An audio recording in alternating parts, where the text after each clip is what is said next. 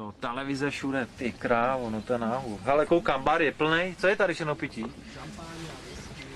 Tyva, šampáň a whisky bourbon, tak teď by to chtělo nějakou nenajedenou holčinu. Hodím do ní jednu skleničku, vytáhnu nějaký drobáky a půjde to, ne? Hele, máš nějaký tip, co bych měl na ty holky zkoušet? Poradil bys mi něco? Nejsem si úplně 100% jistý, ale zkusit vždycky z lehonka. No. Pojď, děláme projížďku, nejste se svým autem. Jasný. A pak v tom autě jich rozebrat, no. Ale tak já ještě tady pro jiný kámoše udělám záběr té káry, jak to tady vypadá, aby prostě viděli, na co tady ty kundy budu lákat. Počkej, já se podívám, jestli tady chodí okolo nějaký holky a koukají na káru, nevšimnul jsi si? A koukali nebo nekoukali? Ukáž? A jo, ty pecky. Tak se tady rozkoukáme na tom kladně.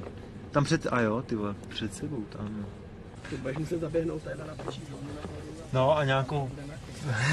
Hele, tak já jdu Máro, jo, já to jdu vyzkoušet. Drž mi palce. No, tak se podívejte, kamarádi moji, na tu káru. To jsem si půjčil. Můj kámoš Mára to řídí, tak tady zažijeme nějakou prdel dneska, hele. Vy neříkejte, že do takovéhle káry nepůjdou holky. Ale tady málo buket, jo. Malinkatý měsíčko. Kde? A jo, ty vole, ještě tě tady mám. Slečno, dobrý den. Mohl bys s váma udělat rozhovor? No, jo, super. Jo, já se jmenuji Tommy, teda. Markéta. Ahoj, Markétko. Hele, a co říkáš TNT-káře? Co tady mám? No, tak to už je luxus, no. To je luxus, jo? No. Líbí se ti takovýhle auta? No, svezla bych se v tom někdy, no. Třeba na svatbě. Na svatbě, jo? Ale nebo já tady s tebou můžu vykroužit okružní jízdu tady na náměstí, jestli chceš. No, třeba. Hele, a nebo kam jedeš?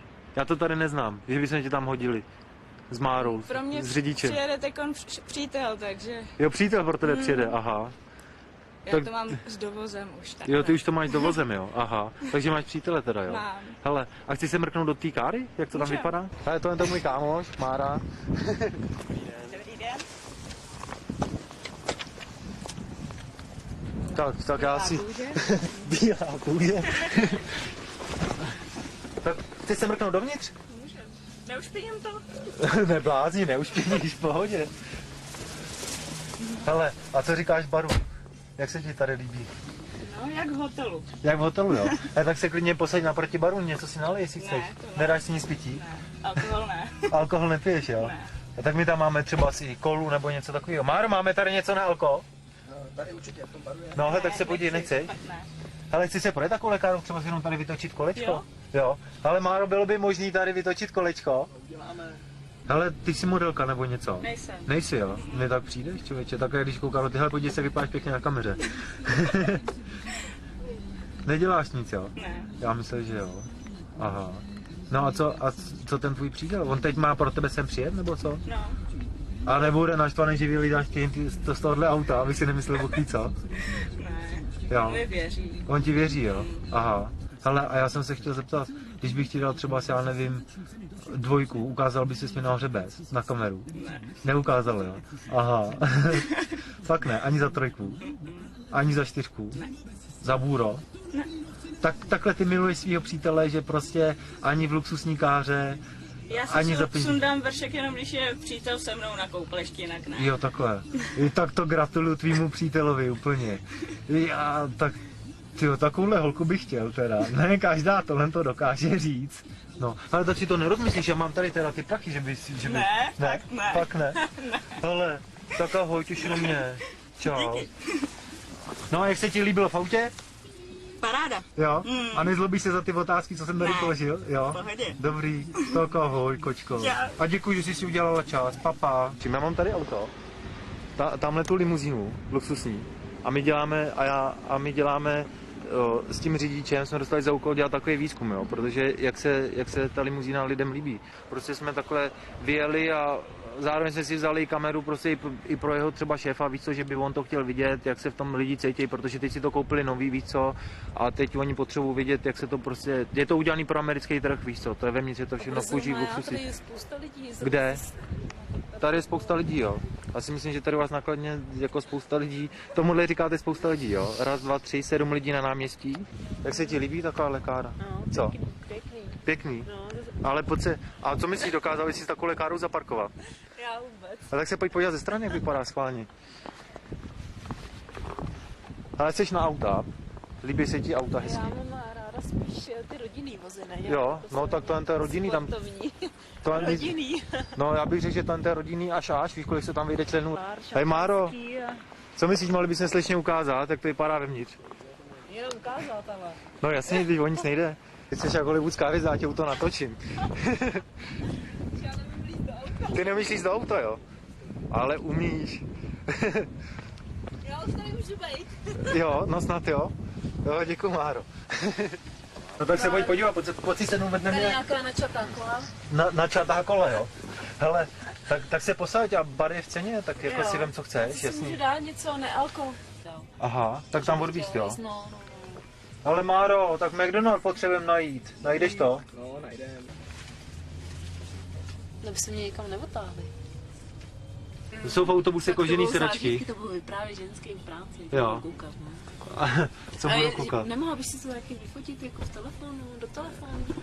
Jako aspoň ten bar tady. Ten bar, že si chci na ksio vyfoj, tak si dej nevadí telefon. to. Ne, Já ti tady určitě.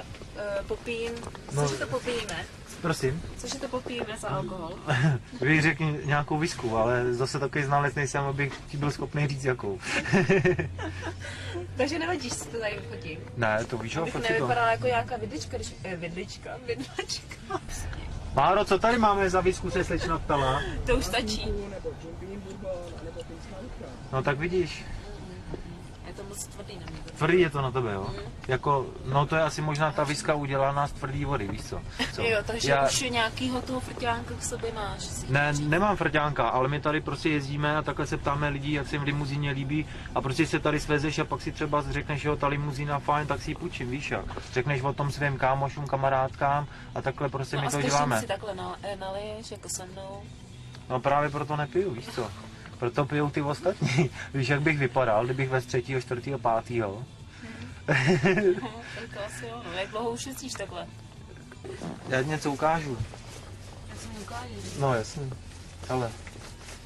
Počkej, ale koukej. To je dvakrát A je to cesta do pravý. Anglie. A je to Co? pravý. Co, jestli je pravý? Tohleto, ty papíry.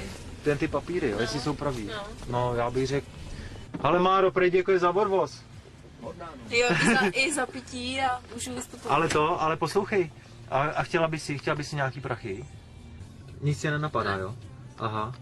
A tak zkus něco si aspoň typnout. Typovačku úplně náhodně, třeba, že bych ti dal za něco Jako nějaký... teďkon tady, takže No, třeba vidíš tady 20 000, Jo, říkám ti, vidím, že bych no. ti mohl nějaký prachy dát. A napadá tě za co? No, tak za nějakou hádanku mi dáš, nebo něco z něčeho mě vyzkoušíš, nebo... Jo, že bych tě vyzkoušel, jo. Aha. No tak já tě vyzkouším za 2. Za 2. No, za 2000 bych tě vyzkoušel. No Máro, kde to budeme ukazovat? Jo, Taky neví, no. To nevíme, my nejsme žádný vědmi, my nevíme s Márou, kde to budeme ukazovat, prostě. Ale to my jsme obyčejní kluci, chodíme na normální práce, prostě tohle to jsme ukradli šéfovi, tohle tu káru, víš co. Teď jsem vzal kameru, chtěli jsme udělat nějaký maidlo, teď ti tady nabízíme prachy, protože jsme nejeli tak daleko od Prahy, víš co. Šéf nám řekl, jezdíte s tím prostě po Praze, tak jsme se na to vystrali, jeli jsme do Kladna, víš jak. A že tady uděláme nějaký maidlo, ne, tak tady prostě máme nějaký prachy, můžeš si klidně z toho vzít, nemůžeme ti to samozřejmě dát všechno, ale chceme se trochu bavit s Márou, víš jak, ať je prdel. Tento auto teď je chvíli, víš jak, tak já nevím. Jako do teďka nám spolu bylo fajn, tak si já ti klidně ještě naliju, nebo nechceš šampaňský? Ale tak to, poslouchej, Tuško, nechoď nikam. Hele, tak my ti s Márou dáme bůro, my ti dáme 5 000 a ukážeš nám jenom prsa a pak si klidně jdím kam chceš, hele. Ale 5 000 je půlka toho, co potřebuješ na to, aby se dal do té Anglie, ne? A před kým se tady bude stydět? Ale teď tady dovnitř do toho auta není vůbec vidět. Nás zajímají prostě ty tvoje prsa, takže my ti dáme bůra, ale natočím si to na kameru, protože když to nebude na kameře, tak ti to bůra dát nemůžu. Souhlasíš?